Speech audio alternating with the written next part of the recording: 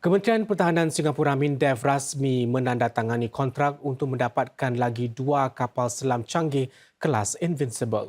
Pengantaran 2 kapal selam itu dijadualkan mulai tahun 2034. Perolehan kapal selam itu pertama kali diumumkan mantan Menteri Pertahanan Ng Eng Hen semasa jawatan kuasa peruntukan COS di Parlimen awal tahun ini. Kapal selam baru ini merupakan kelas yang sama dengan RSS Invincible dan RSS Impeccable yang ditauliahkan tahun lepas. 2 lagi kapal sedang dalam percubaan di Jerman. Kapal-kapal itu disesuaikan untuk operasi di perairan tropika yang cetek dan sibuk dan dikendalikan oleh kapal selam khas Angkatan Tentera Laut Republik Singapura RSN. The 4 current boats, as you know what they are called, are usually the minimal number of required to ensure a functioning force.